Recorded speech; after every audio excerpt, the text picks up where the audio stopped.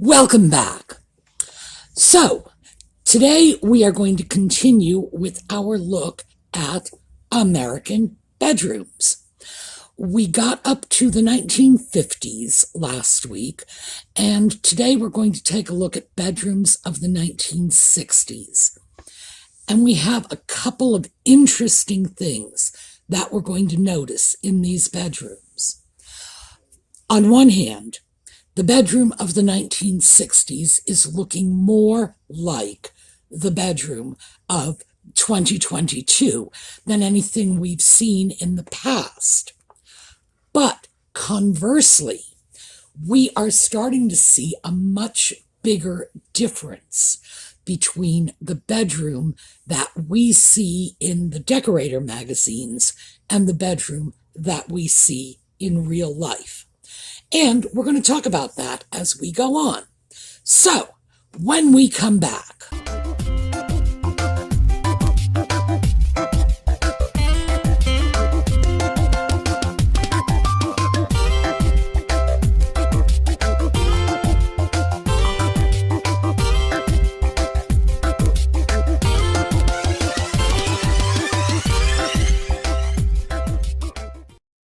So let's start with this bedroom.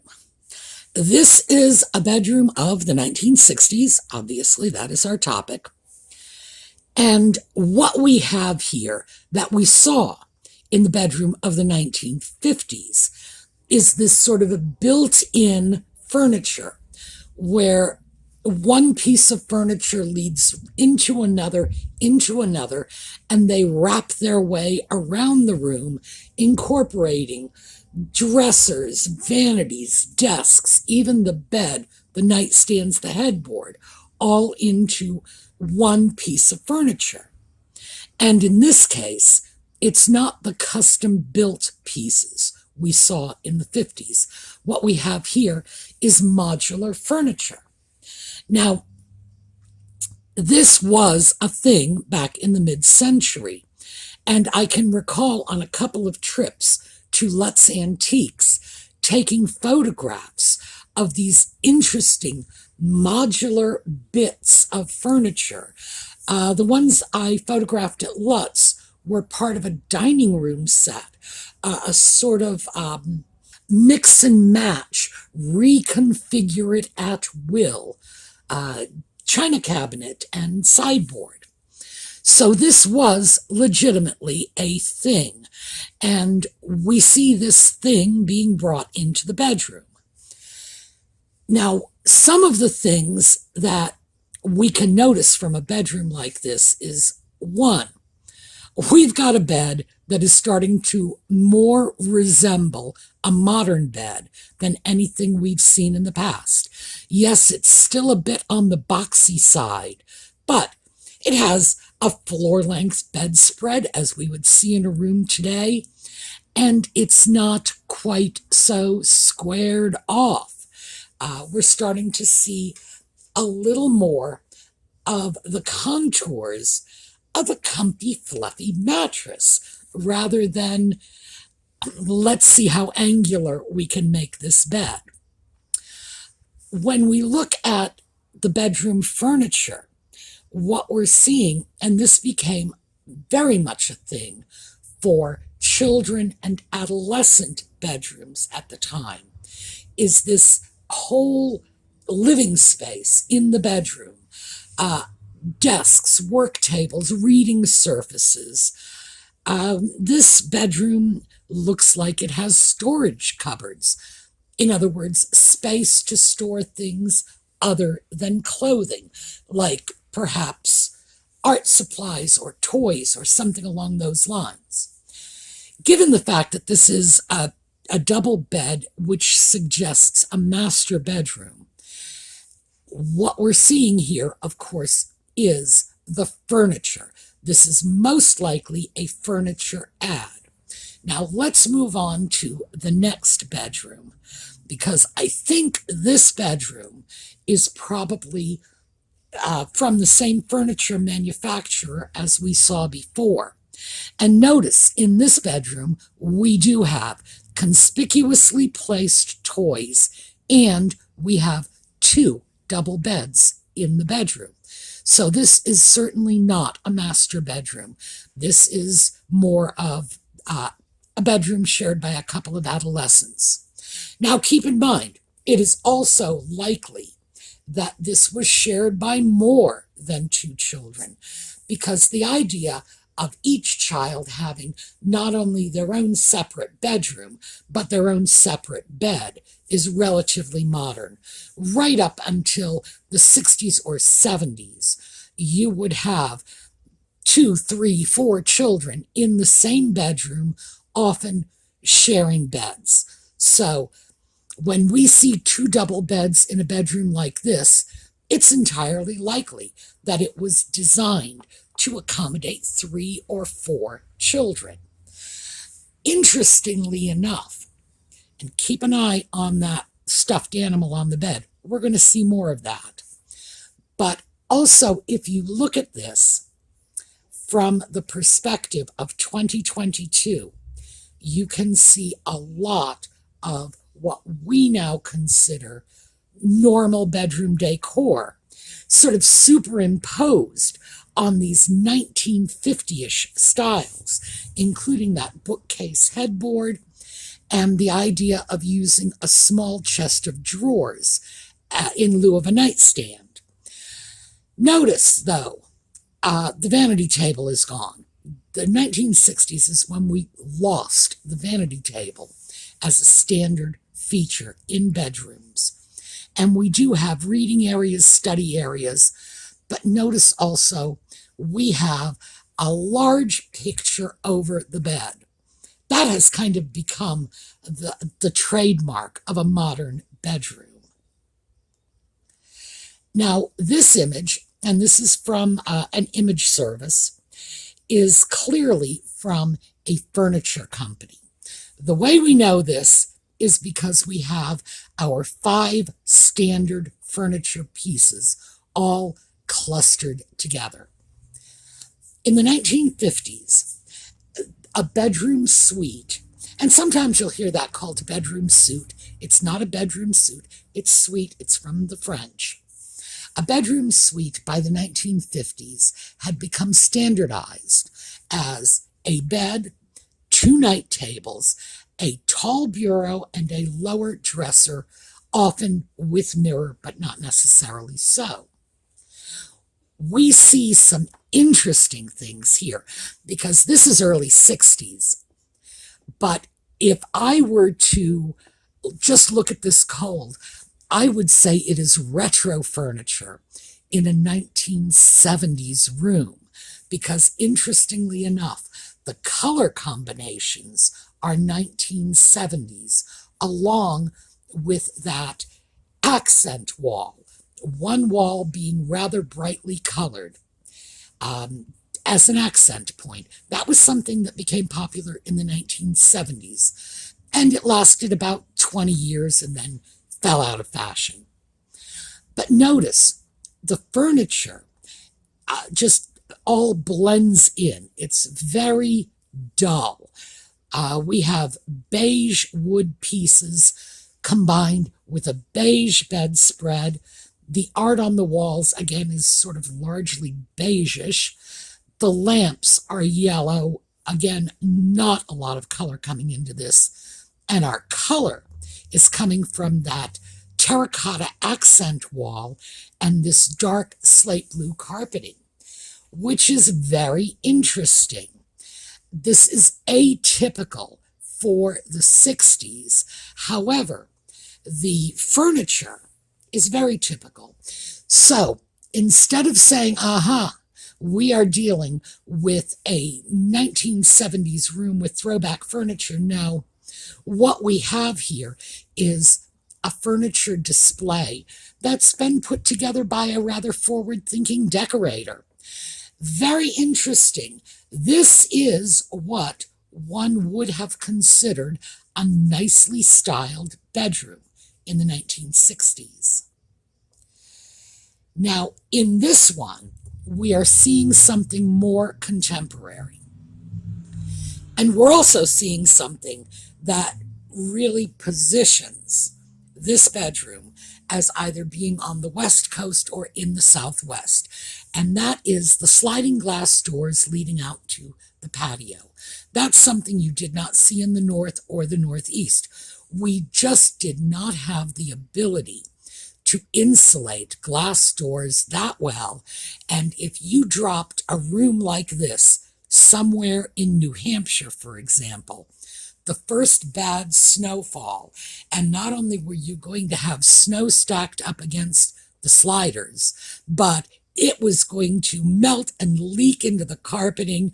People were going to be shivering in a room like that. So what we're seeing is something that came out in the 60s, and it was a very sort of hot trend, and it was the year-round summer look in decorating.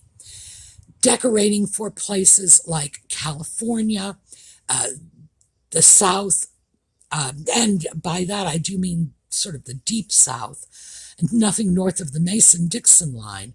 This was not something that screamed North, Midwest. No, it was a very specific look. As I say, year-round summer was kind of the look they were trying to convey. This is likely to be a real photograph of a real bedroom. It definitely has the earmarks of rooms that were just designed by regular folks. At this point, even though we're seeing something very, very 60s specific, we are seeing something much closer to the modern bedroom in terms of a nice, spacious end table, a bed that's starting to look more comfortable than those cardboard box-looking beds of the 1950s. And we're seeing some life in here. We're seeing plants, even though the color scheme is rather dull, gray and beige. The chaise, and we see that at the bottom, the lower left, we see sort of a chaise peeking out into the room. We are seeing some color here. Now, this is not a real person's real bedroom. This is a picture from a magazine. And there are a lot of ways. Once you've seen enough of these, you can really tell. But notice, yet again, we have very dull, subdued colors in the bedroom. Now, part of this, and it may well be a big part, came from the fact that by the 1960s, people were dealing with the psychology of one's environment. And the idea that a bedroom should be a calm, visually restful space without too much color, without too much liveliness. That was starting to sort of permeate society. So once again, as I say, we have this dull color palette, and in this case, it's gold with a few green accents. The carpet looks to be gray, and it's all this sort of dull neutrals. Some of the things to keep in mind is, notice, we've still got the 1950s squared off bed. We don't have the actual pillows we'll be sleeping on. We have a bolster, and I still do not know where these people kept their pillows. But now, because of the lower headboard, we are really starting to see that decorating standard that we have today, which is the very large picture over the bed. And that, frankly, it's a modern touch in this era. Also, notice that the picture is not centered on the bed. It's off to the side a little. Again, that's very modern, even though we can clearly see this is a mid-century bedroom. It is from the early 60s. Now, this is also a picture from a magazine. I have no idea what they're hoping to highlight here, but even though we have more color in this room, please note, again, it is very subdued. It looks like they have grass cloth wallpaper, and the bedspread is a number of shades of green and yellow, all flowing together in some sort of floral print. Bolsters, again, we don't have the pillows we would be sleeping on. Squared off, still. I'm dying to know where they kept their pillows. We have the pair of matching lamps. We have quite large night tables here. These night tables, I am tempted to say they are like small dressers, but in fact, they are about the same size and shape as the old Victorian washstands. Commodes, they are often called, because in addition to holding the pitcher and bowl one washed with, they also held the chamber pot. So that's just an interesting touch. We have what is apparently a window over the bed with the shutters in lieu of a picture. Again, the pictures in the room, it's like we haven't quite figured out how to deal with art in the bedroom yet. And in the 1960s, this is when we start to firm up our ideas of what kind of art we want in the bedroom and where we expect to see it located. Notice that even though we have a color scheme that is green and yellow, and the only really conspicuous bits of green are those lampshades, we still have the cushions on a couple of our little, I'm going to say stools, are mauve. So yeah, interesting in terms of color choices. Now at this point, we are well into the mid bordering on late 60s. And I absolutely had to throw this in. What we are looking at is a style of furniture that at the time was called Mediterranean. It has nothing to do with the Mediterranean. There is no such style, legitimately, as Mediterranean outside of this weird 1960s. I don't know what look they were going for here. Sometimes I will look at the bureaus, the wardrobes, and it appears to me that they're trying to evoke the linen fold paneling in Gothic castles.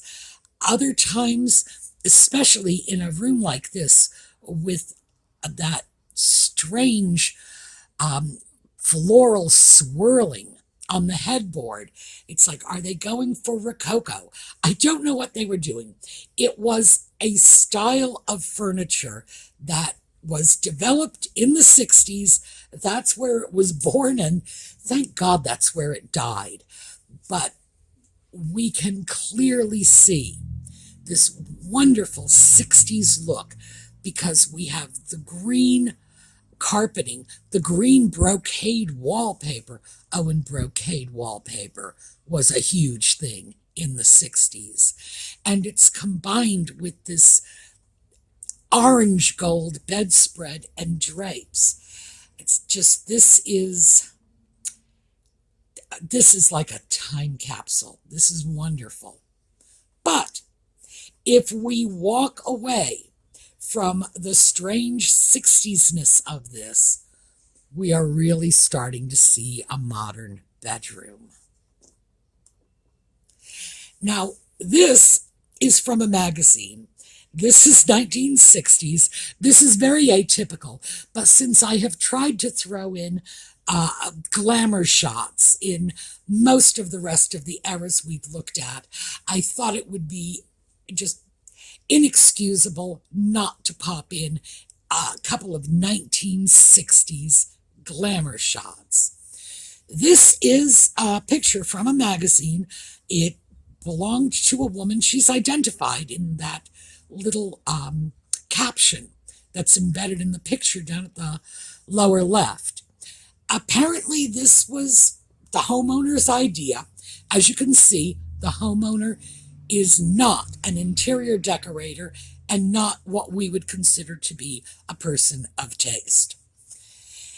When I look at this wallpaper, and apparently the wallpaper dictated the bedroom, all I can think of is the musical Kismet. That came out in the mid-50s, by the way, so it would have been a good 5-10 years earlier than this bedroom. But that wallpaper reminds me of the very artificial-looking Hollywood sets they used in the musical Kismet. Sort of like, oh, we are back in old Baghdad. Isn't this wonderful? This is bizarre. I'm not going to try to present this as anything anyone would have realistically done. But obviously, someone did create a bedroom like this. And just here you go, for whatever it's worth, an eccentric 1960s version of an elegant bedroom from ancient Baghdad. I never thought I would hear myself say those words. Now here's another one that I included because, again, the glamorous bedrooms. As you can see from the caption, this is a bedspread company selling their wares. But notice this bed. It's like, I don't even know where they have come up with this or how they managed to put this together. And in addition to this, notice the cluster of images, and it looks like they are pressed butterflies and flowers in the area above the pillows on the bed. Interestingly enough, that whole collection of flowers and butterflies and so on is something we saw in the not too recent past, in that sort of shabby chic Parisian apartment kind of look that people were going for maybe 10, 20 years ago. However, what we have here, and of course, Mom in the background in the negligee really brings the point home. We are looking at a fantasy bedroom. And clearly, the bedspread manufacturer was trying to create that image. You know, we will give you a fantasy bedroom. Interestingly enough, odd as this bedroom is, it is probably the only bedroom you are going to see today that you could just say, well, you know, I might walk into somebody's house and see that now. So in that sense, it is a little forward thinking, but again, somewhat over the top and determinedly so. Now, this is a bedroom for two young girls. We only see a portion of it. And apparently, what they are trying to do is explain to us that there's no such thing as too much pattern in a room. They failed. We have a wallpaper and a fabric pattern that appear to be the same. And it's on the walls, it's on the bed skirts, it's on the little valances over the windows. And this is an early effort at creating a cohesive design in a bedroom for a couple of young girls. I will give them credit for their enthusiasm in this, but it's definitely not something that lasted. And just because it's here, I am going to point out, when you have such an interesting ceiling profile, you don't paint or paper the whole thing over in either the same print or the same color. The best way to deal with that gorgeous profile is paint the walls one color and the ceiling the other, so that you really, really get the artistic benefit of the architecture. Now, this is where we start looking at photographs. People having taken pictures of their own homes, their own bedrooms. This clearly, you can see that the bedroom furniture is mid-century modern. This is early 60s as opposed to 50s, but it still does have that very 50s look. And once again, we are looking at bland. The only color in this room is 3 throw pillows on the bed. Once again, no idea where your sleeping pillows are. Nothing here. I am assuming they simply took pictures of the bedroom before they actually moved into it. It's like, look, this is our new bedroom furniture.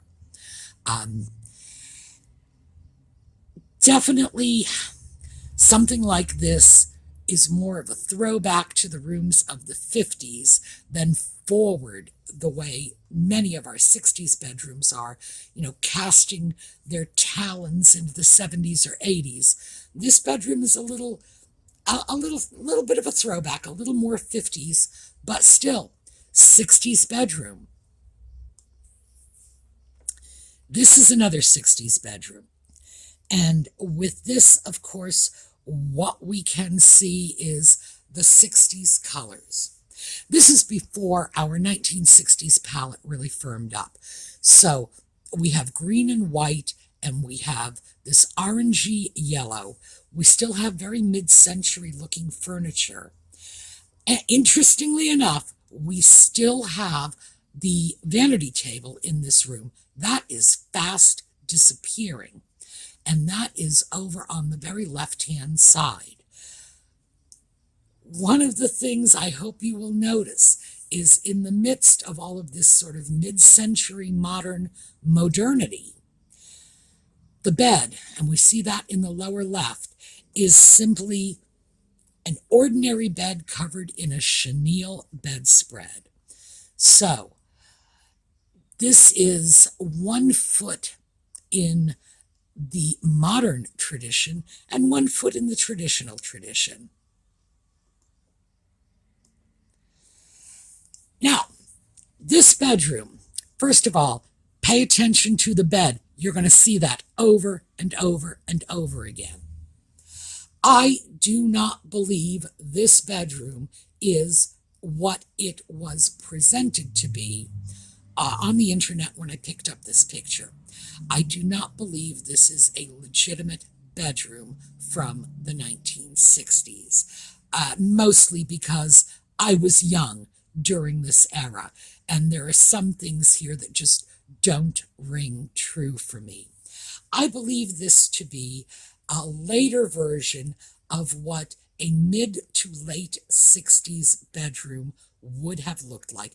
And based on some of the pictures, it would have had to have been a very late 60s bedroom because, we've got the monkeys from the start of their career and pictures right up to the point where they broke up. As I say, I grew up in this era. I know what to look for.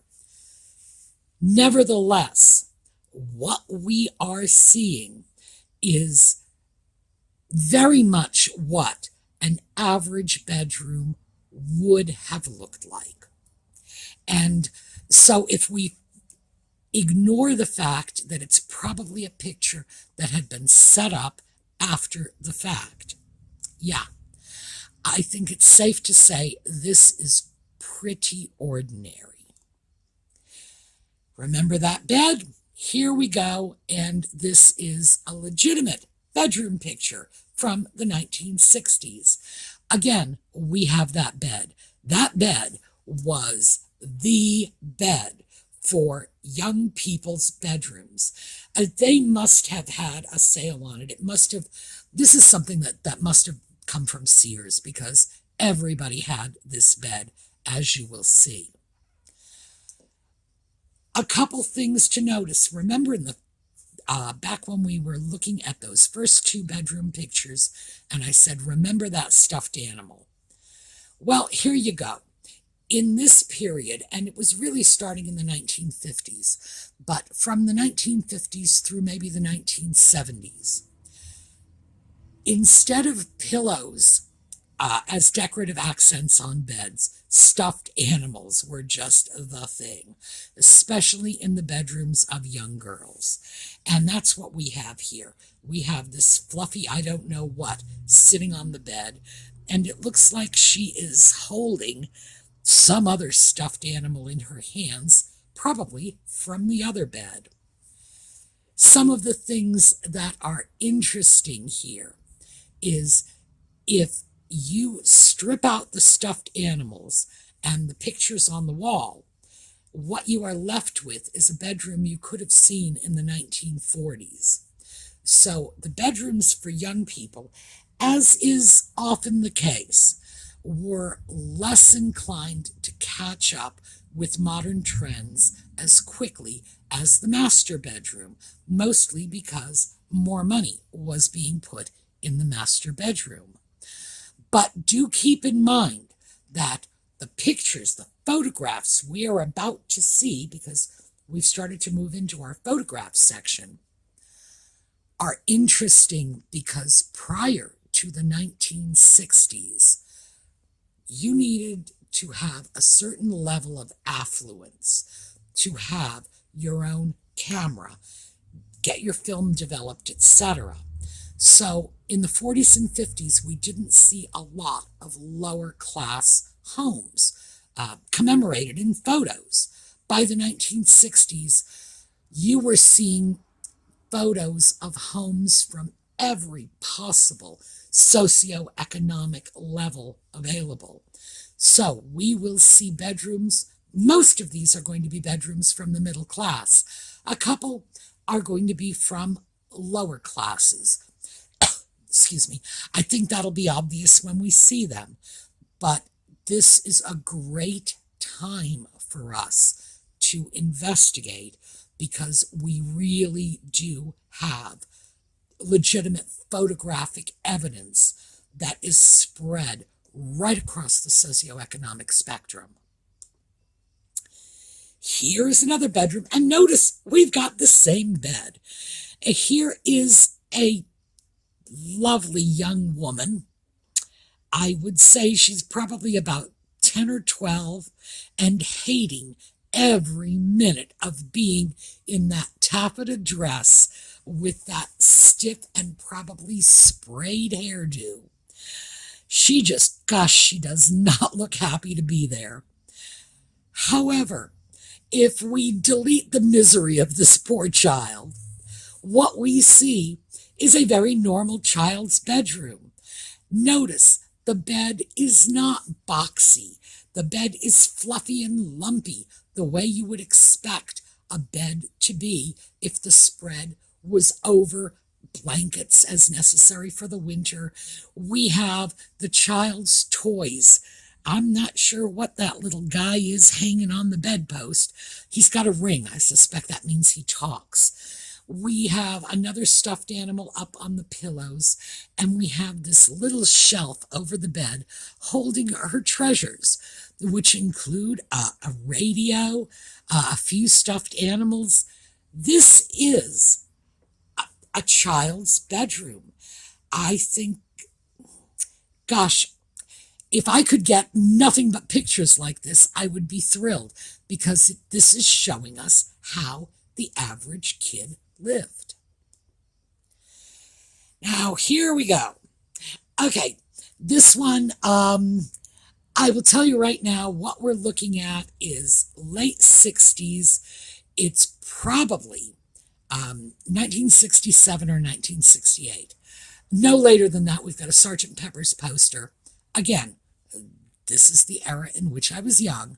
Sgt. Pepper is late 1967. And, of course, that dress, boy, that says it all. This is a young woman in her bedroom. And, again, this would be how a teenager would be living.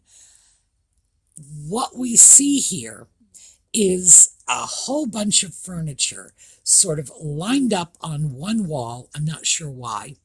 It doesn't really look like the furniture is part of a set. It's probably mismatched. Again, we've talked about this. In young people's rooms, it was likely that they just got leftover bits of furniture from other parts of the house. I would imagine, as far as the young woman is concerned, this bed, which is modern and white and metal and etc., is probably the high point of the room.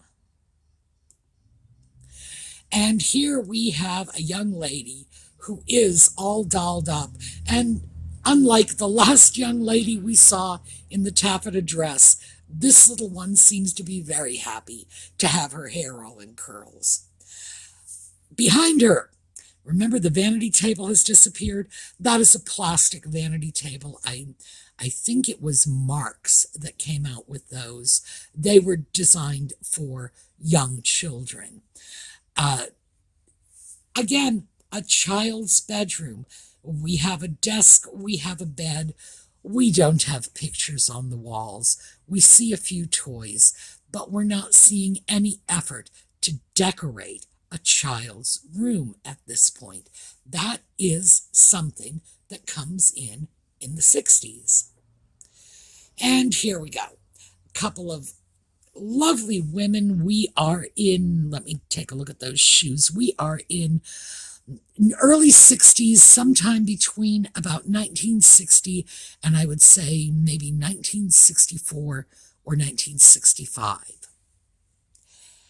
Once again, we are seeing nothing but a bed. We have that bookcase headboard, which apparently eliminated the need for night tables, white walls, and nothing else.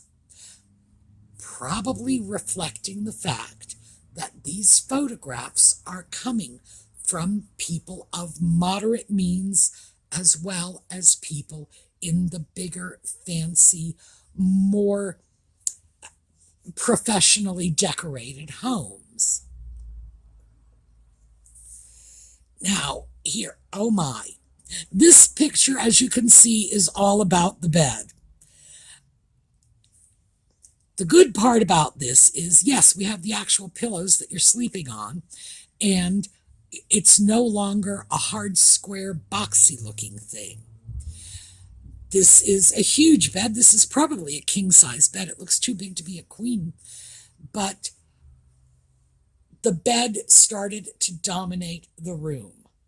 Once we got away from the double bed and started going into queen-sized and king-sized beds, we started seeing rooms that no longer had the seating that we saw in previous decades. Remember, some of those rooms, you could seat 5 or 6 people in your bedroom. No, not anymore. Mostly because it was a practical consideration. And there were two factors that brought this about. The larger beds combined with the smaller bedrooms, because bedrooms actually got smaller in the 1960s. This is a function of tract housing. As they started putting together these tract houses, they sacrificed a lot of space in areas like bedrooms.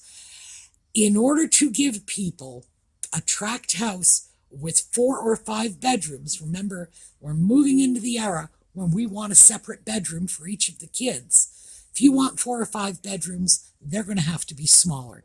If the bedroom is smaller and the bed is bigger, you're not going to be able to do very much besides sleep in that bedroom.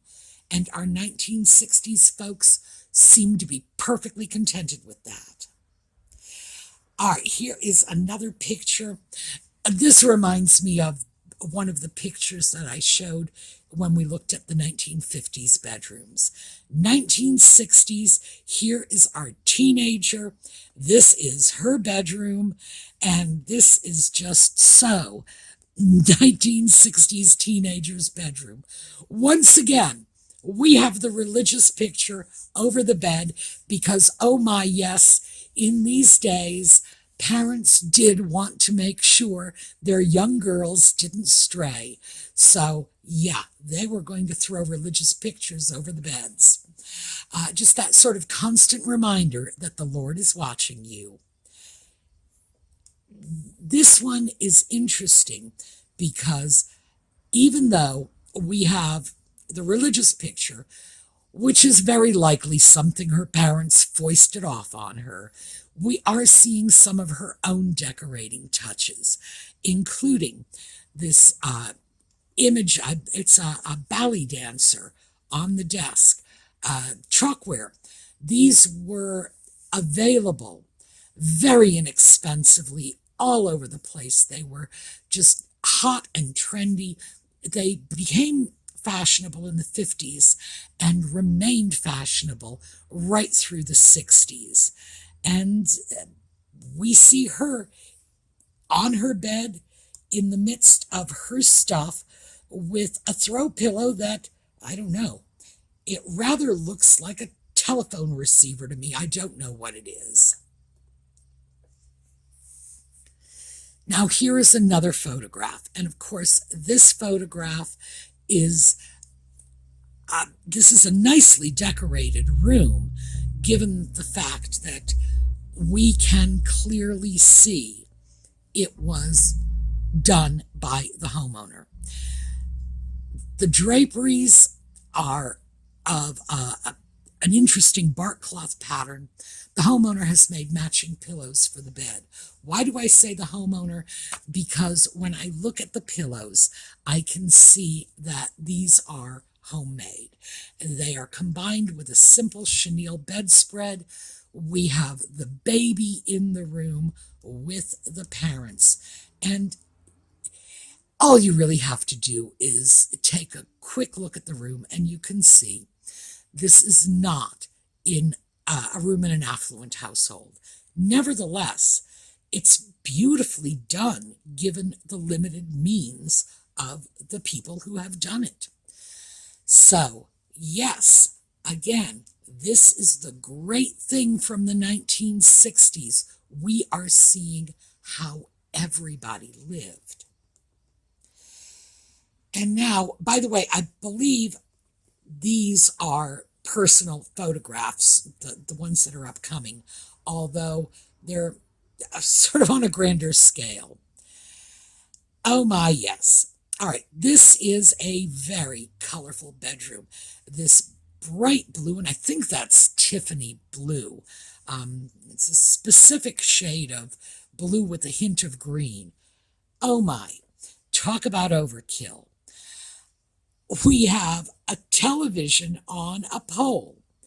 This is interesting. By the way, they probably managed to sort this out from the way televisions were put in hospital rooms and hotel rooms during this period. So who knows? This might even actually be a hotel room. That is how they arranged the television. Very interesting. Very colorful. If you can delete the color, once again, you're seeing a bedroom that doesn't look all that different from modern bedrooms. Here is another one. And this one, as I say again, I think this is probably a photograph as opposed to an image from a magazine. We have the brocaded wallpaper. And as I mentioned, that was a thing in the 1960s. We have this white and gilded furniture. It was called French provincial. Frankly, it's not French, it's not provincial, but like Mediterranean furniture, it was this sort of artificial design style that furniture manufacturers came up with and said, here, look, French provincial, do you want white furniture? We can accommodate you. And that's what we have here. I wanted to throw this bedroom in because this is a very, very small bedroom. It's a child's bedroom. As you can see from the sharply slanting ceiling, it's probably up in the attic area. This is a decorated child's bedroom. Somebody put some thought into this and put art on the walls and created interesting little cubbies for the child's toys, their clothing. This was starting to become a thing. People were starting to think in terms of creating attractive and appealing spaces for their little ones. And that's what we have here. I think they did a wonderful job of this. I like the colors, the pink and blue. I really like the little cubbies. And I love the fact that they put child-appropriate art. I mean, this is real art. In fact, I think that larger picture is a copy of a Renoir. So they're putting real art on the walls, but they're making it child-friendly. So good for them. Now, this is from one of our decorating magazines once again. We are seeing what I would say is the modern bedroom, just the 60s version of it. We have a bed, we have a night table, we actually have some artwork on the walls. If you look through the doors, you can see we've got the last vestiges of that vanity table, but it seems to be off in a separate room somewhere. We have coordination in the fabrics because the valance over the curtains is matching the upholstery on the chair. But at this point, we're seeing what we think of as bedroom. Now this, we are back to our 1960s color palette. Green and yellow. And I'm not sure how yellow this yellow is. This might be all of the gold just reflected from all of these mirrors. But obviously our green is here in abundance. Some interesting things about this bedroom. This is decorated as if it were a master bedroom, but it's a single twin bed. So one would be safe in concluding this might be a bedroom that has been decorated for a teenager. If so, of course, it was decorated for the teenager, not by the teenager, because despite the fact that we have our very trendy color scheme, we certainly don't have anything in this bedroom that jumps out at us and says a young person lives here. However, that twin bed absolutely suggests it's not the master bedroom. And here, we are going to close off on this bedroom, which is from the late 60s. And in a lot of ways, this sums up our bedrooms. We have this green and gold color scheme, green on the walls, the brocaded paper, the gold in the carpeting, green on the beds, this French provincial furniture, which, as I say, is not French, is not provincial. And we're seeing the furniture that one was likely to see in a bedroom. The bookcases over the dressers, that's an unusual touch. However, certainly it wasn't unheard of. It's just that wasn't exactly standard. But so much of the rest of this bedroom is so standard and so 60s that it just really seems like a good place to close off. And as I'm sure you've noticed, I've gone way over time again. My apologies for that. We're getting close to the 1 hour mark. Shame on me. We are going to pick up with the 1970s tomorrow. So, on our way out, we're going to take a look at a slideshow, and I will see you all next time. Have a terrific day.